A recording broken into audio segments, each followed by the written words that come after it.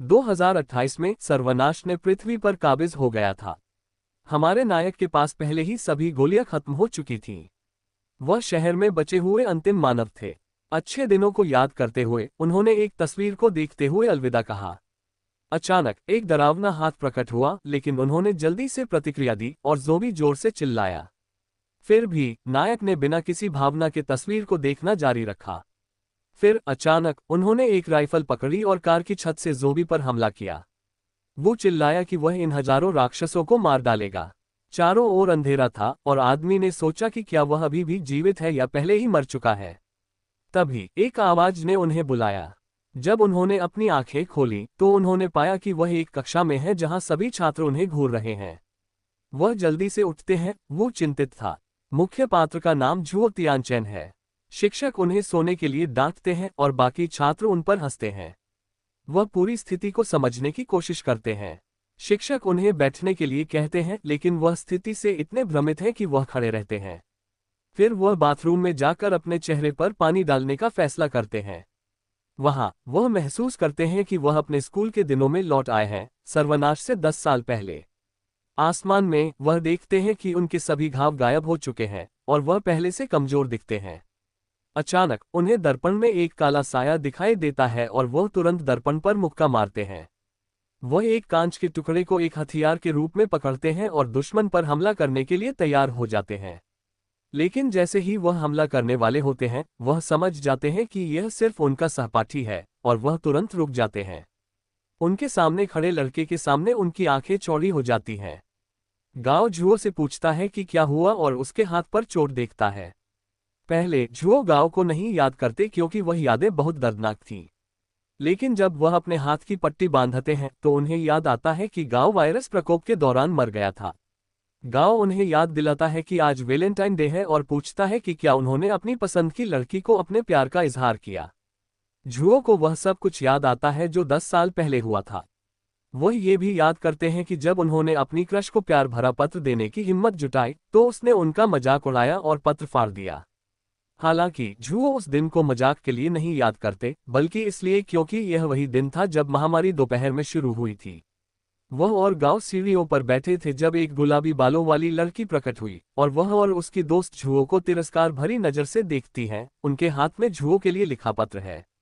झुओ ने लड़की के हाथ से पत्र छीन लिया और कहा कि यह शर्मनाक है कि वह सिर्फ एक जोड़ी मोजे लौटाने आए हैं। अपने मन में झुओ सोचता है कि उसका व्यवहार सर्वनाश के दौरान कई जीवन बर्बाद कर चुका है और उन बर्बाद लोगों में उसका सबसे अच्छा दोस्त गांव भी था। 14 फरवरी 2018 को एक उल्का पृथ्वी के वायुमंडल में प्रवेश कर गया और टूट गया। इसके कई टुकड़ों ने पृथ्वी पर वायरस फैलाने में मदद की। प्रारंभ में सभी संक्रमित बस बेहोश हो जाते थे। जो लोग वायरस को दूर करने में सक्षम थे, उन्होंने महसूस किया कि दुनिया की 70% जनसंख्या ज़ोंबी में बदल गई थी। बचे हुए सर्वाइवरों ने संक्रमितों से लड़ने के लिए हथियार बनाए, लेकिन संक्रमित लगातार विकसित हो रहे थे और उनकी संख्या बढ़ती जा रही थी। इस बीच स्कूल में होने वाली घटना से 1 घंटे पहले का समय बचा था। गांव पूछता है कि क्या झुओ एक किताब लिख रहा है। वह मजाक में पूछता है कि क्या झुओ अपनी पसंदीदा अभिनेत्री को प्यार का इजहार करने जा रहा है और यहाँ वह सर्वनाश की बात कर रहा है। झुओ विषय बदलता है और उसे कुछ कैन की खाद्य सामग्री और अन्य आपूर्ति खरीदने के लिए भेजता है। बताता है कि वह अपनी किताब के लिए एक सर्वनाश का परिदृश्य अनुकरण करना चाहता है। अंततः वह गांव से कहता है कि वह अपने माता पिता को फोन करे और कुछ दवा खरीदे। झुओ के माता पिता लंबे समय पहले एक कार दुर्घटना में मर गए थे और वह उम्मीद करता है कि गांव जल्दी वापस आए। वह जल्दी से उस बोर्डिंग स्कूल की ओर भागता है जहां कई लोग लंबे समय तक जीवित रहने में सक्षम रहे हैं। ये जगह उपयोगी है क्योंकि इसमें बचे रहने के लिए काफी संसाधन है और झुओ को बोर्डिंग स्कूल के अंदर एक खेत मिलता है। वह खेत को तैयार करता है और टिप्पणी करता है कि संक्रमित लोग पहले धीमे थे, इसलिए ये जगह आदर्श है। वह अभ्यास करना शुरू करता है और कहता है कि इस बार वह सब कुछ बेहतर करेगा, ज़ोंबियों के साथ फिर से मिलने से शुरू करेगा। कुछ स्कूल के छात्र बोर्डिंग स्कूल में आते हैं झुओ को मारने के लिए। एक लड़का झुओ से लड़ाई करने लगता है क्योंकि उसने अपनी पसंदीदा अभिनेत्री का अपमान किया। लड़का अपनी बाजुओं को ऊपर करता है, झुओ को पीटने के लिए तैयार होता है, लेकिन झुओ आसानी से उसे रोक देता है। गहरे स्वर में झुओ कहता है कि अगर लड़का एक और कदम बढ़ाएगा तो वह उसे मार देगा। लड़का डर के मारे घुटनों के बल गिर जाता है और आगे कोई प्रयास नहीं करता। जुओ सभी से चिल्लाता है, खासकर तुमसे, दुवान गुलाबी बालों वाली लड़की से, कि वह उसकी नजरों से दूर हो जाए। वो और अन्य डर कर चले जाते हैं। गुस्से में बुली और उसके दोस्त जुओ से बदला लेने की कसम खाते हैं। दुवान पूछती है कि क्या वह लड़ाई में अच्छा नहीं है।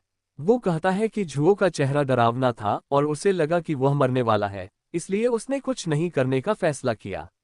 अचानक दिन के समय में आकाश में गिरते हुए तारे प्रकट होने लगते हैं। इसी समय ये उल्काएं जापान में भी दिखाई देने लगती हैं। ये न्यूयॉर्क में भी हो रहा है। जुओ कहता है कि लोग सोचते हैं कि ये गिरते हुए तारे हैं। हालांकि जुओ एकमात्र ऐसा व्यक्ति है जो वास्तव में जानता है कि क्या हो रहा है। लोग मानते हैं कि यह वैलेंटाइन डे पर एक दिव्य उपहार है। अचानक जमीन हिलने लगती है और लोग सोचते हैं कि यह एक भूकंप है। लेकिन जुओ जानता है कि सर्वनाश शुरू हो चुका है और अब लोग बेहोश होने लगे हैं। दोपहर 2 बजे पृथ्वी पर सर्वनाश शुरू होता है। एक लाल बालों वाली लड़की शिन को पुकारती है और पूछती है कि क्या उसने सेना के साथ पीछे हट गई है। लाल बालों वाली लड़की की आंखें पीछे की ओर घूम जाती हैं और काली पानी उनके से बहने लगती है। जुओ उसे बुलाता है, लेकिन उसे एहसास होता है कि यह बस एक सपना है। गांव घबरा जाता है कि पूरा दिन बीत चुका है और वे सोए हुए थे। जुओ उसे बताता है कि चिंता करने की कोई आवश्यकता नहीं है। गांव पूछता है कि क्या वह ठीक है, क्योंकि वह पिछले दिन से अजीब व्यवहार कर रहा है। अचानक एक जोरदार चीख गूंजती है और गांव पूछता है कि यह क्या है। जुओ कहता है कि यह शुरू हो गया है।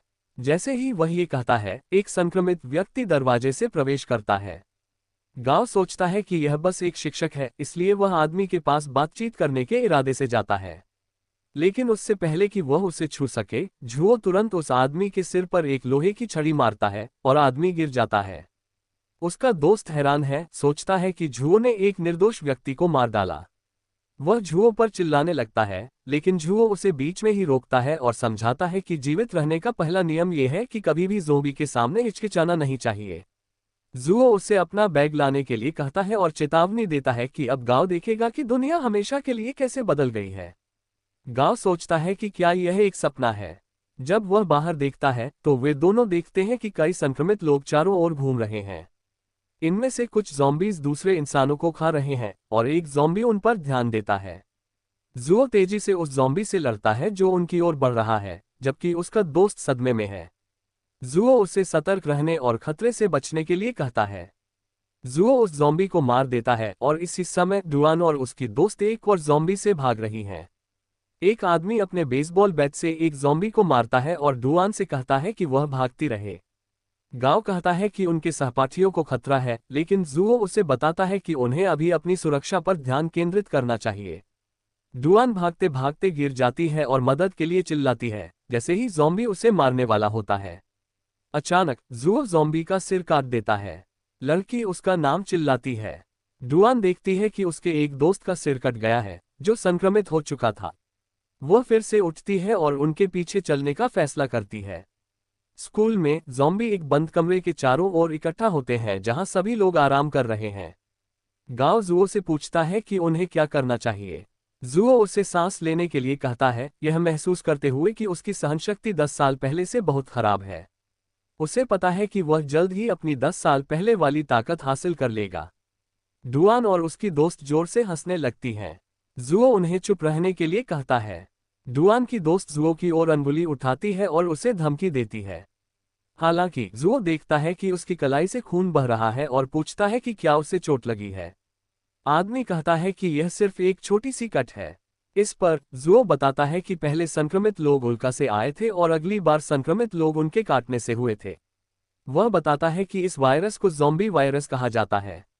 वह ये भी बताता है कि वायरस केवल मनुष्यों को प्रभावित करता है और पानी, हवा और सीधे संपर्क के माध्यम से फैलता है, जिसमें सीधे संपर्क सबसे खतरनाक है। इसका मतलब है कि अगर काट लिया गया तो व्यक्ति ज़ॉम्बी बन जाएगा।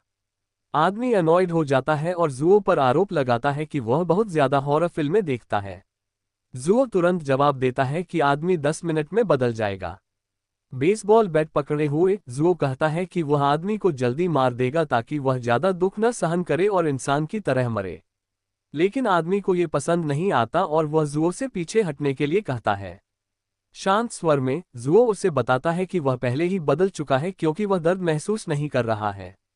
उसी समय आदमी अपने हाथों की ओर देखता है जो बेड पकड़ रहे हैं, और उसकी बांह की नसें फूल जाती हैं। उसकी आंखें चौड़ी हो जाती हैं। वह गुलाबी बालों वाली लड़की से कहता है कि वह ठीक रहेगा, लेकिन वह उसे दूर रहने के लिए कहती है। गांव जल्दी से समझ जाता है कि उसने आदमी के साथ बहुत जल्दी विश्वासघात किया, हालांकि उस आदमी ने उसे बचाने के लिए अपनी जान कुर्बान कर दी थी। अचानक उन्हें एक धमाका सुनाई देता है और देखते हैं कि प्रिंसिपल अपनी कार को दुर्घटनाग्रस्त करते हैं जबकि भागने की कोशिश कर रहे हैं, और कई संक्रमित लोग उनके चारों ओर इकट्ठा हो रहे हैं। जुओ कहता है कि अब यहां से निकलने का समय है। जुओ उस लड़के के पास जाता है और बताता है कि थोड़े समय में वह एक राक्षस में बदल जाएगा। हालांकि लड़का घबरा जाता है और खुद को समझाने की कोशिश करता है कि जुओ झूठ बोल रहा है। जुओ और गांव जाने लगते हैं। दुवान जल्दी से भागने का फैसला करती है और गांव से कहती है कि वह उसे अकेला न छोड़े। लड़का दुवान का हाथ पकड़ लेता है। वह अपने संक्रमित दोस्त को छोड़ देती है, उसे बताती है कि वह उससे न छुए, हालांकि वह सिर्फ उससे बात करना चाहता था। उसकी आंखों में आंसू और उदास चेहरे के साथ वह दुवान के सामने अपने भावनाओं को कबूल करने लगता है, लेकिन अचानक एक तेज कट उसके चेहरे पर क्षैतिज कट लगाता है। यह दुवान थी जिसने उसे काटा। कहती है कि उसे अकेले मर जाना चाहिए और उसे भागने से रोकने की कोशिश नहीं करनी चाहिए। वह उसकी ओर अपना हाथ उठाता है, लेकिन जल्दी ही हार मान लेता है। इस बीच वे भाग जाते हैं और जुओ अपने दोस्त से कहता है कि जिन ज़ॉम्बियों का अभी तक पूरी तरह विकास नहीं हुआ है, उन्हें सिर और रीढ़ पर वार करके मारा जा सकता है। काफी हिचकिचाहट के बाद उसका दोस्त अंततः अपनी ताकत इकट्ठा करता है और एक ज़ॉम्बी पर हमला करता है। वह अपने कुल्हाड़ी से उसके चेहरे पर वार करता है और आसानी से उसे मार डालता है। कुल्हाड़ी के ब्लेड से खून की बूंदें गिरते हुए देखकर वह राहत की सांस लेता है और जो उसने किया है उस पर गर्व महसूस करता है। लड़की कहती है कि उसे उसके लिए इंतजार करना चाहिए क्योंकि वह इतनी डरी हुई थी कि वह उनकी मदद नहीं कर सकती थी। जुओ खून से सनी रिंच को लड़की के चेहरे के पास लाता है और पूछता है कि वह अभी भी उनके पीछे क्यों है। सीधे सवाल का जवाब दिए बिना वह उनसे गुहार लगाती है कि उसे अपने साथ ले जाएं। गांव जुओ से उसे साथ ले जाने के लिए कहता है, लेकिन जुओ कहता है कि उसे कोई परवाह नहीं है। आखिरकार उनके पास अब उसके लिए समय नहीं है। जुओ एक शर्त रखता है, उसे उसके आदेशों का पालन करना होगा, नहीं तो उसे गंभीर समस्या का सामना करना पड़ेगा। बाहर कई ज़ॉम्बी अभी भी क्षेत्र को घेर रहे हैं। गांव दीवार से कूदने पर विचार करता है, लेकिन जुओ उसे बताता है कि यह बहुत जोखिम भरा है। जुओ योजना समझाता है। वे ज़ॉम्बियों को आकर्षित करने के लिए लाउडस्पीकर चालू करेंगे और इस बीच वे भाग सकते हैं। उसका दोस्त पूछता है कि तब उसके लिए क्या होगा। जुओ उसे चिंता न करने के लिए कहता है और वह कमरे की ओर दौड़ने लगता है। गांव लड़की से पूछता है कि क्या वह ठीक है, और वह हिचकिचाते हुए कहती है हाँ। फिर वह अजीब तरीके से गांव से फ्लर्ट करने लगती है, उसे मदद के लिए धन्यवाद देती है। गांव दुवान के व्यवहार से प्रभावित हो जाता है। दुवान अपना शरीर उसके सीने पर रखती है। वह कहने लगती है कि जुओ बहुत डरावना है और गांव तुम उसके विपरीत हो। लड़की का उसे बहकाने का एक योजना था। चूंकि वह एक कुंवारा है, उसे बहकाना आसान होगा। लड़का हंसता है और मानता है कि वह एक अच्छा व्यक्ति है। उसे बताता है कि जुओ के बारे में बात करना बंद कर दे, क्योंकि उसके कारण दोनों जिंदा हैं और उसने पहले ही उनके लिए अपनी जान जोखिम में डाली है। इस बीच दृश्य बदलता है। एक ज़ॉम्बी एक लड़की के शरीर को खा रहा है। जुओ डिब्बों के साथ शोर करता है और ज़ॉम्बी दूर हट जाते हैं। जुओ सीधे प्रसारण कक्ष में जाता है, माइक्रोफोन बटन की खोज में, लेकिन इसके पीछे एक संक्रमित लड़की खड़ी है। जुओ इसे महसूस करता है और तभी वह लड़की उस पर हमला करती है, लेकिन जुओ उसके हाथ को पकड़ लेता है और सोचता है कि यह शक्तिशाली है, लेकिन वह इतनी जल्दी कैसे उत्परिवर्तित हो सकती है। वह खुद को इतनी आसानी से काटने नहीं दे सकता। जुओ वहां एक तेज वस्तु पाता है और उसे सीधे लड़की के सिर में घुसा देता है। फिर वह प्रसारण कक्ष में रेडियो चालू करता है और सभी ज़ॉम्बी आवाज की ओर दौड़ते हैं। गांव कहता है कि जुओ ने अपना काम कर दिया है। वह दरवाजे पर जाता है जो बंद है। गांव उसे तोड़ देता है और कहता है कि उन्हें तियानचेन का इंतजार करना चाहिए। दुवान कहती है कि उन्हें यहां समय बर्बाद नहीं करना चाहिए, कोई भी पल में आ सकता है। तभी एक स्कूल बस आती है और उसमें से कोई निकलता है, कहता है कि उन्हें जल्दी बस में चढ़ना चाहिए। दुवान गांव से पूछती है कि क्या स्कूल बस सुरक्षित है और क्या वह अब भी नहीं आएगा। गांव कहता है कि उन्हें जुओ का इंतजार करना होगा। चालक कहता है कि उसने अपनी आंखों से जुओं को मरते देखा है और दुवान एक बुरी मुस्कान देती है, कहती है कि उन्हें तुरंत दरवाजा बंद कर देना चाहिए, नहीं तो कोई भी पल में उन पर हमला कर सकता है। एक अन्य यात्री लड़की से सहमत होता है और कहता है कि उन्हें दरवाजा बंद कर देना चाहिए। चालक गांव को बस में चढ़ने के लिए बार बार कहता है। लड़की गांव से कहती है कि वह उस पागल के लिए सबकी जिंदगी खतरे में डाल रहा है, लेकिन गांव इसे समझता है और गुस्से में कहता है, दुवान चुरो, यही मैं तुमसे उम्मीद कर रहा था। तुम एक गंदा व्यक्ति हो जो सबको पीठ में छुरा घोंपता है। साफ साफ कहते हुए गांव उनके खिलाफ हो जाता है और कहता है कि अगर कोई दरवाजा बंद करने की कोशिश करेगा तो वह उन्हें मार देगा। दुवान की मुस्कान पूरी तरह बदल जाती है और वह गुस्सा हो जाती है। अन्य यात्री इस दृश्य से चौंक जाते हैं और वे ये सोचने लगते हैं कि वह आदमी कौन है और वह क्या कर रहा है। यहाँ तक कि चालक भी कहता है कि उसे परिणाम भुगतने होंगे। वो शहर की ओर चला जाता है और गांव बेपरवाह रहता है। अचानक एक हाथ उसकी जैकेट के पिछले हिस्से को पकड़ता है और उसे खींचता है। उसकी आंखें चौड़ी हो जाती हैं और वह पूरी तरह से चौंक जाता है। उसे एहसास होता है कि यह एक ज़ॉम्बी है जो उस पर हमला करने और काटने की कोशिश कर रहा है। ज़ॉम्बी उसे जमीन पर धकेल देता है और उस पर चढ़ जाता है। वह जल्दी से ज़ॉम्बी के मुंह में कुल्हाड़ी चिपका देता है ताकि वह उसे न काट सके। दोनों हाथों से ज़ॉम्बी पर दबाव डालता है। वो खुद से कहता है कि वह इस ज़ॉम्बी के खिलाफ लंबे समय तक नहीं टिक सकता। वह कहता है कि वह बिना प्रेमिका के नहीं मरना चाहता। अचानक ज़ॉम्बी का सिर उसके शरीर से काट दिया जाता है। गांव राहत की सांस लेता है और जुओ उसके सामने खड़ा है। उसका चेहरा शांत है। वह अपना हाथ बढ़ाता है और कहता है, तुम वहां लगभग मारे गए थे। जुओ और गांव बात करते हैं। जुओ कहता है कि वे बस में नहीं चढ़ सके और यह कोई बड़ी बात नहीं है। सोचो, अगर बस में कोई संक्रमित व्यक्ति होता तो क्या होता, और शहर में जाना तो मौत की सजा है। गांव कहता है कि वह दुवान से नाराज है और जुओ कहता है कि उन्हें आराम करने के लिए एक जगह ढूंढनी चाहिए। जुओ खुद से कहता है कि वह खुश है कि गांव उस बस में नहीं चढ़ा। पिछली बार ऐसा हुआ था जब एक छात्र घायल हुआ था। वही यात्रा के दौरान परिवर्तन शुरू कर दिया। सभी ने घबराकर बस से भागने की कोशिश की और बस दुर्घटनाग्रस्त हो गई, जिससे जोरदार शोर हुआ जिसने ज़ॉम्बियों के झुंड को आकर्षित किया। जब गांव और उसके साथी भाग रहे थे और एक सुरक्षित स्थान की तलाश कर रहे थे तो गुलाबी बालों वाली लड़की दुवान ने उन्हें अंदर नहीं आने दिया। वो उन्हें अंदर आने के लिए मिन्नतें कर रहा था। इस क्षण में गांव का पैर घायल हो जाता है और वह हार मान लेता है। रोते हुए वो अपने दोस्त से कहता है कि वह अकेले भाग जाए। जुओ ने अपने दोस्त को पीछे छोड़ दिया और तब भाग गया जब वह कमजोर था, लेकिन इस बार ऐसा कुछ नहीं होगा। अब वर्तमान समय आता है। दोनों गराज के सामने खड़े होते हैं।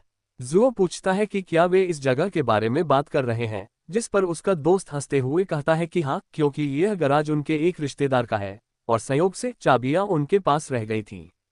जुओ गराज का दरवाजा खोलता है और गांव को सलाह देता है कि वह दरवाजे से गुजरते समय सावधान रहे। वह उन्हें दरवाजा अच्छे से बंद करने और अंदर की जगह की जांच करने के लिए कहता है। जब अगले योजनाओं के बारे में पूछा जाता है तो गांव कहता है कि वह अपने परिवार से मिलना चाहता है, लेकिन जुओ कहता है कि वह पहले किसी को खोज रहा है। उसका दोस्त एक बेवकूफ़ी भरी मुस्कान के साथ पूछता है कि क्या ये कोई लड़की है या उसकी गर्लफ्रेंड। जुओ एक विडंबनात्मक मुस्कान के साथ जवाब देता है कि उसका दोस्त बहुत आशावादी है। चांदनी रात जापान की सड़कों पर चमक रही है।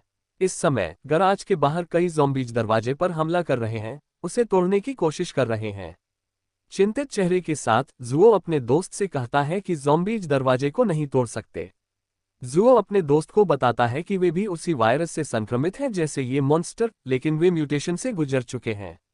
अधिकांश लोग अचानक म्यूटेट हो गए जिससे उनके शरीर ऐसे हो गए। हालांकि कुछ लोग म्यूटेशन का प्रतिरोध करने में सक्षम हो गए और इसे नियंत्रित कर सकते हैं, जिससे उनके शरीर को ताकतवर बनाया जा सके और वायरस विकसित किया जा सके। गांव पूछता है कि जुओ को ये सब कैसे पता है। जुओ उसे बताता है कि वह चिंता न करे और उसे एक ऐसा तरीका सिखाएगा जो उसकी विकास की गति को बढ़ा सकता है। वह ध्यान लगाना शुरू करता है और शांति से गांव को कहता है कि वह अपने शरीर के हर हिस्से पर ध्यान केंद्रित करे और अगर वह कोई दर्द महसूस करे तो उसका सामना करे। वह ये भी बताता है कि वायरस शरीर के एक हिस्से में जमा होगा और यही विकास का रास्ता होगा। पिछली बार उसके हाथों में विकास हुआ था जिसे वह पल्म लाइन विकास के रूप में जानता है। पिछली बार उसे इस विधि को सीखने में बहुत कठिनाई हुई थी, लेकिन इस बार उसके पास पिछले दशक का पूरा अनुभव है। एक दृश्य तबाह शहर का है। एक लड़का नीले धारियों वाले जैकेट में एक लाल बालों वाली लड़की का हाथ पकड़े दौड़ रहा है। लड़की लड़खड़ाती है और गिर जाती है। लड़का पूछता है कि क्या वह ठीक है, जिस पर वह कहती है कि उसने अपना पैर मोड़ लिया है। अचानक वह पीछे मुड़कर देखता है और एक ज़ॉम्बी की भीड़ को अपनी ओर आते हुए देखता है। लड़की लड़के से कहती है कि वह उसकी चिंता न करे और अकेले भाग जाए, लेकिन उसने मना कर दिया और कहा कि वह सुनिश्चित करेगा कि वह जिंदा रहे। वह लड़की को अपनी पीठ पर लेकर बेताबी से दौड़ने लगता है, लेकिन आगे जाकर उसे पता चलता है कि पुल टूट गया है। ज़ॉम्बीज तेजी से उनके पीछे आ रहे हैं। अब कोई दूसरा रास्ता नहीं है। लड़की फिर से कहती है कि उसे छोड़ दे और अकेले भाग जाए, लेकिन वह फिर से मना कर देता है। ताकत इकट्ठा करते हुए वह उसे पकड़ने के लिए कहता है और पुल के एक ओर से दूसरी ओर कूदने का फैसला करता है। सही ताकत के साथ वह पुल के एक तरफ से दूसरी तरफ कूद जाता है और सफलतापूर्वक सुरक्षित रूप से उतर जाता है, लेकिन लड़की फिसल जाती है और पुल से गिरने लगती है। वह उसका हाथ पकड़ने की कोशिश करता है ताकि वह न गिरे। दोनों खुले हाथों के साथ पकड़ने की कोशिश करते हैं, लेकिन समय बहुत कम है। लड़की गिर जाती है और वह उससे बचा नहीं पाता। पसीने से भरे और डर से कांपते हुए वह एक बुरे सपने से जागता है और चिल्लाता है। उसका मित्र उसे पकड़कर सो रहा होता है। दिन की शुरुआत होती है और बाहर जुओ एक मोटरसाइकिल तैयार कर रहा है ताकि वह पहले बताई गई व्यक्ति के पीछे जा सके। जाने से पहले उसका दोस्त उसे मुस्कुराते हुए कहता है कि वह लड़की को जल्दी ही ले आए। जुओ ने अपने दोस्त से सावधान रहने और किसी को भी अंदर न आने देने के लिए कहा। दोस्त ने जवाब दिया कि वह बच्चा नहीं है। बातचीत खत्म होने से पहले जुओ मोटरसाइकिल की गति बढ़ा देता है और दोस्त उसे जल्दी वापस आने के लिए कहता है। ध्यान केंद्रित करते हुए जुओ मोटरसाइकिल के हैंडल को पकड़ता है और तेजी से रवाना हो जाता है। सड़क पर सवार होते हुए वह सोचता है कि उसने सत्य को नहीं बताया था और लड़की वास्तव में उसकी पिछले जीवन की प्रेमिका थी, जिसका नाम शेनज़ेन था। वह उसके जीवन में सबसे महत्वपूर्ण व्यक्ति थी, लेकिन इस समय वे दोनों अभी भी पूरी तरह से अजनबी हैं, जिनसे कभी मुलाकात नहीं हुई। वह एक 24 घंटे खुली दुकान पर रुकता है। वह कहता है कि उसे 10 साल पहले की सड़कों की याद नहीं आती। अचानक एक कैन जमीन पर गिर जाता है, जिससे नायक को चौंका देता है। ज़ॉम्बीज उसे घेर लेते हैं। जुओ ने कुल्हाड़ी को मजबूती से पकड़ा और ज़ॉम्बीज पर एक तेज और शक्तिशाली हमला कर देता है। एक पल में ही वह ज़ॉम्बीज को संभाल चुका होता है, लेकिन दूर से एक तेज चीख सुनाई देती है। जुओ सोचता है कि क्या वह चीख मानवों ने की है।